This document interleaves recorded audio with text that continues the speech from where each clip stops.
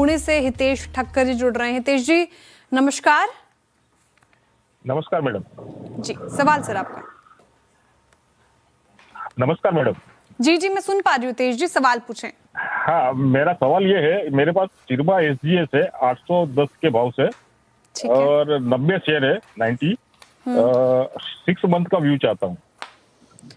Okay सिरमा आज तो क्योंकि थोड़ा मार्केट प्रेशर में है तो ये भी आपको 1% नीचे कारोबार करता हुआ नजर आएगा। फ्लैट है आपके पोर्टफोलियो में। वैसे हितेश जी कब लिया था? हाल फिलहाल में लिया है सिरमा? हाँ, मैंने अभी 2 दिन पहले ही लिया था। ठीक है। इस साल में अब तक अगर आप देखें तो 30% के रिटर्न्स तो सिरमा ने दे दिए हैं।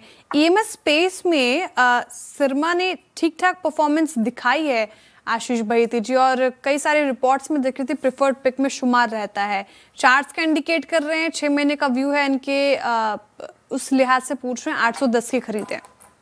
जी जी श्रेया जी, जैसे आपने बताया कि ईएमएस स्पेस में एक अच्छा आउट परफॉर्मर रहा है और कंपैरेटिवली जहां पे हम देख रहे हैं कि काफी पीजी इलेक्ट्रोक्लास से लेके गेन्स में काफी प्रेशर बना हुआ है, ये स्टॉक अभी भी अपने अहम मूविंग एवरेजेस को काफी अच्छे से होल्ड कर रहा है। वीकली में भी इसने अपने 20 एक्सपोनेंशियल मूविंग एवरेज को नहीं तोड़ा है, तो चार्ट में ओवरऑल स्ट्रेंथ काफी अच्छी बनी हुई है। जरूर एक स्टॉप लॉस इन्हें मेंटेन करना चाहिए या ट्रेल करके एक एसएल लिया है 770 का एसएल मेंटेन करे। ऊपर में हमें लग रहा है कि जैसे मार्केट थोड़ा सा रिकवर होता है इसमें वापस 1.5 से 2 महीने में 900 प्लस के लेवल इन्हें देखने मिल सकते हैं। ओके, तो ये थी राय सिरमा एसजीएस के ऊपर। चलिए आगे बढ़ा जाए और मुंबई से हमारे साथ अमित जी जुड़ गए हैं। Amit ji good morning. Good morning जी क्या सवाल है? मेरे पास टैक्स रेल है 1570 शेयर 280 के रेट में। उसमें मुझे लॉन्ग टर्म में अभी और होल्ड करना चाहिए क्योंकि ऑलरेडी 1 साल से मैं होल्ड कर रहा हूँ, तो इसमें क्या आपकी राय है वो जानना है। और मेरे पास एचएल का स्टॉक है 80 शेयर है 4576 के रेट में। तो ये दोनों स्टॉक के बारे में आप जरा प्लीज अपडेट बताइए। ओके, शुरुआत हिंदुस्तान एरोनॉटिक्स के साथ करते हैं जहां पे 80 शेयर्स हैं पोर्टफोलियो में। 4576 की बाइंग है। नो डाउट एक अच्छी खासी वेल्थ जनरेट इस स्टॉक ने करके दी है। डिफेंस स्टॉक में काफ़ी अच्छा ये एक बाजीगर भी रहा है, लेकिन अगर बात करें फरवरी के बाद से इसने एक अच्छा जंप दिखाया था, लेकिन उसके बाद एक कंसोलिडेशन का फेज लगातार हमें देखने को मिल रहा है। मई से अगर इसका चार्ट देखा जाए, भाईती जी क्या करना चाहिए अब, क्या सलाह इस टाइम पे? बिकॉज अगर बाइंग देखें तो वो थोड़े से हायर लेवल पे तो हुई है। जी ये देखिए, जरूर उनकी बाइंग हाई लेवल पे हुई है, लेकिन स्टॉक में कंसोलिडेशन चल रहा है और अगर ये कंसोलिडेशन का ब्रेकआउट आता है तो वापस से इसमें एक फ्रेश मूव अपसाइड में देखने मिल सकता है। तो यहाँ पे हम बुलिश है ओवरऑल डिफेंस स्पेस में और हमें लग रहा है कि ये जो एक्यूमुलेशन का जोन बना है ये एक अच्छा जोन है जिन्होंने फर्स्ट रैली मिस की थी उस वापस रीएक्यूमुलेट करने के लिए। तो यहाँ पे जिस इनकी ऑलरेडी पोजीशन बनी हुई है होल्ड करने की सलाह रहेगी। जो स्टॉप लॉस इन्हें मेंटेन करना चाहिए वो 4440 का एसएल मेंटेन करे। ऊपर में लगता है शॉर्ट टर्म में इसमें 4800 तक के लेवल से इन्हें देखने मिल सकते हैं।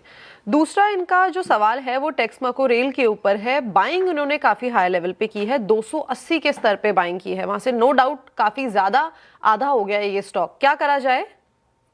जी जी देखिए, काफी प्रेशर में बना हुआ है ये स्टॉक और पूरे के पूरे रेलवे स्टॉक्स में हम देख रहे हैं कि कोई स्ट्रेंथ नहीं देखने मिल रही है या कोई भी मोमेंटम अपसाइड में बन रहा है तो वहां पे वीकनेस परसिस्ट कर रही है। तो यहाँ पे थोड़ा सा कॉशियस रहने की जरूरत है। हमें लग रहा है कि एक स्ट्रॉन्ग जोन बनाया जो मार्च से लेकर अप्रैल के बीच में इन्हीं लेवल्स पे कंसोलिडेट किया था, वापस एक बाउंस बैक दिया था जो कि 180 तक के जोन दिखाया था। तो ऊपर में तो जरूर अभी काफी रेजिस्टेंस एरिया बना हुआ है। फर्स्ट रेजिस्टेंस जो है इसका 150 और अगर वो सरपास करता है तो 180 तक के लेवल्स इसमें देखने मिल सकते हैं। बट नीचे में जो स्ट्रॉन्ग सपोर्ट एरिया है वो 125 का, अगर ये ब्रीच होता है तो इसमें से एग्जिट करने की सलाह रहेगी। 125 का लेवल ब्रीच होता है तो टेक्समैको रेल से एग्जिट करने की फिलहाल राय लेनी पड़ेगी आपको, लेकिन अभी हैल को आप होल्ड कर सकते हैं और टेक्समैको रेल पर भी आपने स्ट्रैटेजी सुन ली है, ये भी होल्ड करने की राय। अगला कॉलर है पुनीत छाबड़ा जी हमारे साथ गुरुग्राम से। पुनीत जी नमस्कार। नमस्कार मैम जी सवाल मैम, मेरे को 3 स्टॉक्स के बारे में राय लेनी है। एक तो मेरे पास 2500 शेयर्स हैं सुजलॉन के एट द रेट ऑफ 62। काफी टाइम से लिए हुए हैं और गिरता ही जा रहा है रोज। और एक मेरे पास है 25 शेयर इंडिगो के 5850 पे लिए हैं मैंने। और एक मेरे पास है 50 शेयर यूनो मिंडो के 1310 पे लिए हैं, तो तीनों में मेरे को राय जाननी थी। शॉर्ट टर्म लॉन्ग टर्म मैं होल्ड कर सकता हूँ। ठीक है पुनीत जी, दो स्टॉक्स पर मैं व्यू ले लेती हूँ क्योंकि कई सारे दर्शक हमारे साथ जुड़े हुए हैं, उनको भी टाइम देना है। लेकिन दो स्टॉक सुजलॉन और इंडिको डिस्कस कर लेते हैं। सुजलॉन 62 पे आपने अपनी खरीद बताई और थोड़ा लॉस में चल रहे हैं। इनफैक्ट आपने सही कहा, 74 तक गया था सुजलॉन इस साल मई में, और वहां से काफी करेक्शन, एक महीने में 9% के करीब करीब करेक्ट हुआ है आशीष जी, और 24% से ज्यादा का करेक्शन 6 महीने में सुजलॉन एनर्जी ने दिखाई है। निराशी किया है इसने, क्या किया जाए?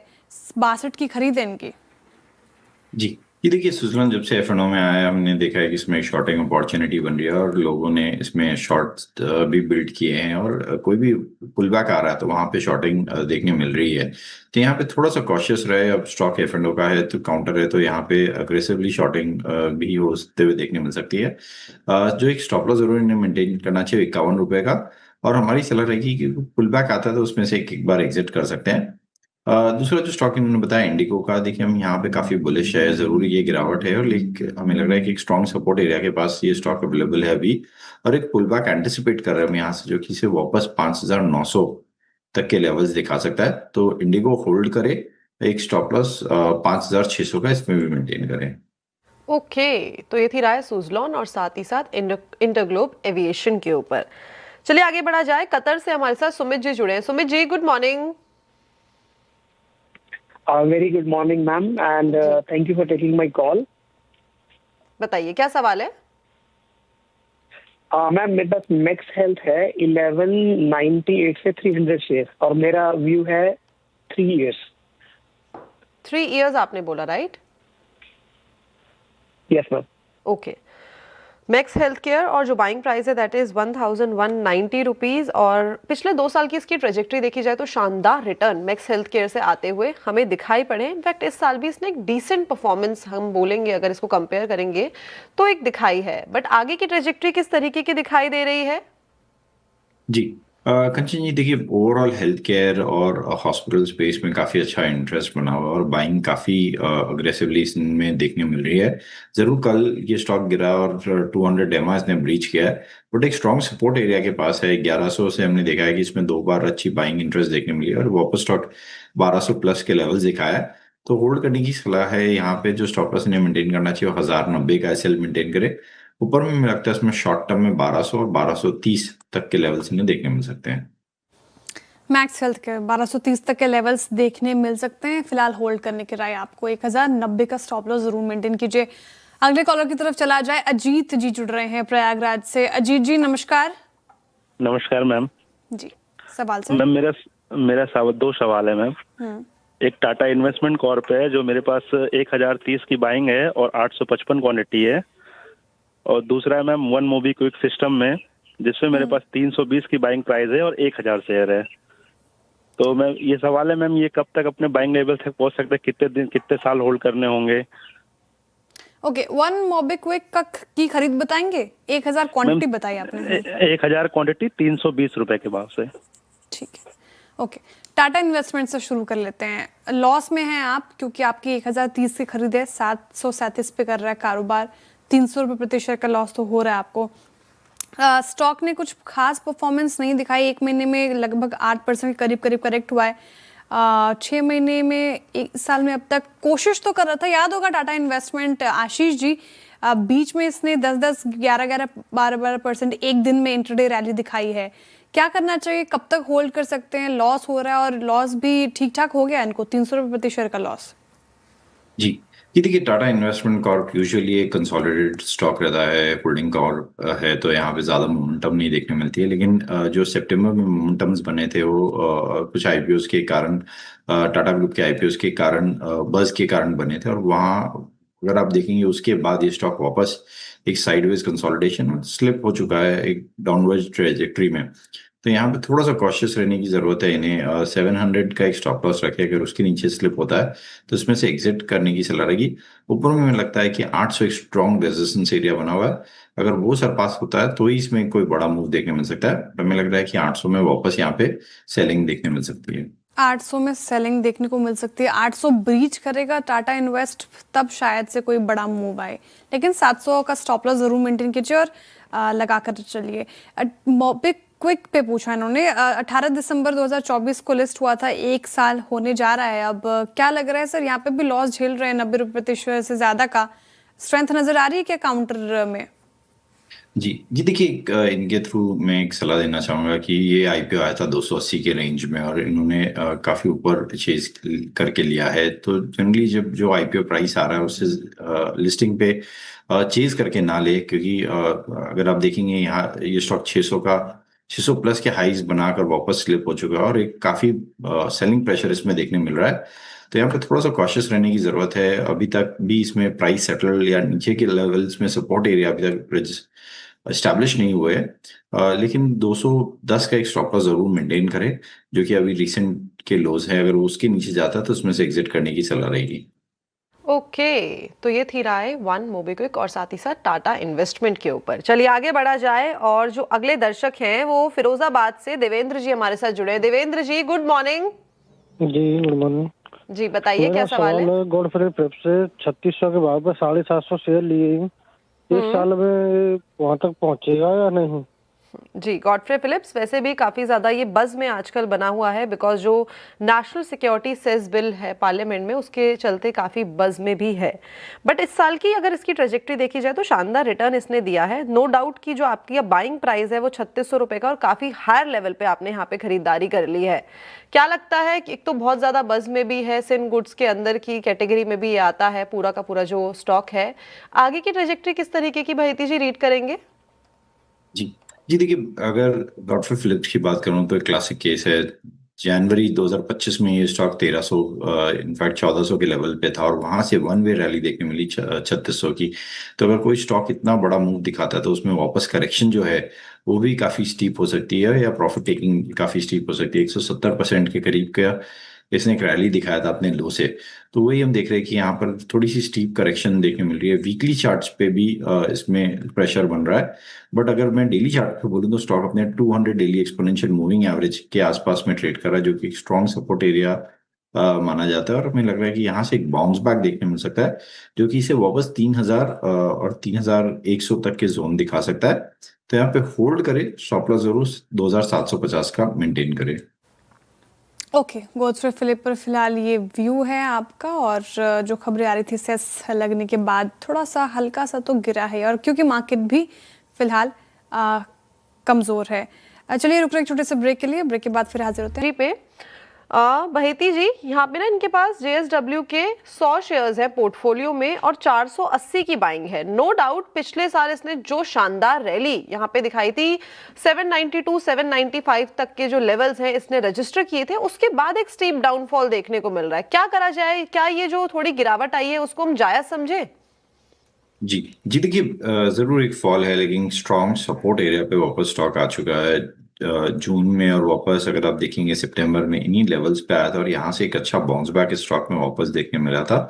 तो JSW एनर्जी में ओवरऑल चार्ट स्ट्रक्चर हमें लग रहा है कि एक स्ट्रॉन्ग सपोर्ट एरिया से ये वापस रिवर्सल पैटर्न बनाने के लिए तैयार है और 520 से लेके 540 तक के लेवल्स इसमें देखने मिल सकते हैं 2 से 3 महीने के अंदर। एक स्टॉप लॉस जरूर इन्हें मेंटेन करना चाहिए, वो 475 का सेल मेंटेन करे। ओके, 475 का आपको लगाना होगा स्टॉप लॉस। अगर आपके भी कोई सवाल हैं तो फटाफट से 2 सवाल मैं और ले सकती हूँ। मेरे सोशल मीडिया प्लेटफॉर्म पे मुझे टैग करके अपने सवाल आप भेज सकते हैं। उस मीनवाइल मैं एक सवाल लेती हूँ, इंस्टाग्राम पे आया है। बहिती जी, कोचिन शिपयार्ड, इनके पास 2130 की बाइंग प्राइस है और 23 शेयर्स है पोर्टफोलियो में। नो डाउट काफी ज्यादा करेक्शन यहाँ पे हमें इसके अंदर देखने को मिल गया है, लेकिन क्या लगता है कि ये एवरेजिंग का सही टाइम है या फिर लॉस बुक किया जाए या फिर वेट किया जाए वापस वही लेवल्स का? जी देखिए, अगर इनका व्यू लॉन्ग टर्म का है तो यहाँ पे जरूर पोजीशन ऐड की जा सकती है। अगस्त में भी जो फॉल आया था और यहीं पे अरेस्ट होकर स्टॉक वापस एक अप मूव दिखाया था और 2000 तक के लेवल्स इसमें देखने मिले थे। तो एक स्ट्रॉन्ग सपोर्ट एरिया के पास वापस ये स्टॉक अवेलेबल है। यहाँ पे फ्रेश बाइंग भी इनिशिएट किया जा सकता है। जो स्टॉप लॉस में मेंटेन करना हो 1620 के करीब का एक एसएल मेंटेन करे, लेकिन ऊपर में जो रेजिस्टेंस एरिया बना हो 1740 से लेके 1770 ये जो जोन है, यहाँ पे रेजिस्टेंस वापस देखने मिल सकता है इसमें।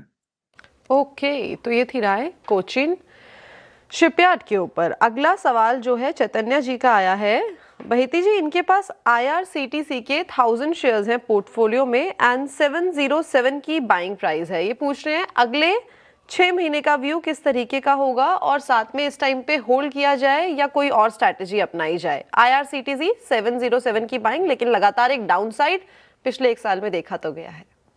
जी, ये देखिए रेलवे सारे स्टॉक्स में काफी प्रेशर बना हुआ है और कोई भी पुल बैक आ रहा है तो उसमें हम देख रहे हैं कि इसमें सेलिंग प्रेशर कंटिन्यूअसली इमर्स हो रहा है।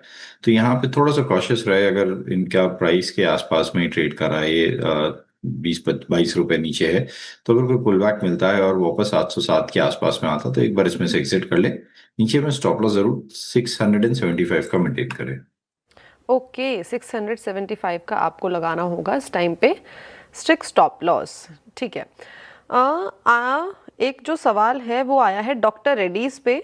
डॉक्टर रेड्डीज के लिए पूछ रहे हैं कि लॉन्ग टर्म का पर्सपेक्टिव है। नो डाउट यहाँ पे भी कल इनफैक्ट जब हम फ्यूचर एक्सप्रेस कर रहे थे तो एक सवाल डॉक्टर रेड्डीज पे उस टाइम पे भी आया था। आज एक इजाफा देखने को मिल रहा है, लेकिन पिछले 1 साल में कोई मेजर यहाँ से रिटर्न आता हुआ नहीं दिखाई दिया है। 1200 की बाइंग है और आने वाले 102 साल का पर्सपेक्टिव है। क्या करना चाहिए?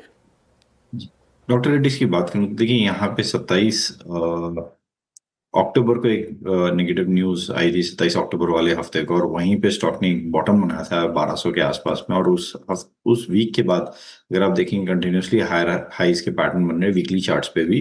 तो यहाँ पे ओवरऑल स्ट्रेंथ काफी अच्छा लग रहा है, हमें लग रहा है स्टॉक वेल पेस्ड है 1330 तक के शॉर्ट टर्म में लेवल दिखाने के लिए। तो यहाँ पे होल्ड करें इस पोजीशन को, 1250 के करीब का एक स्टॉप लॉस मेंटेन करें।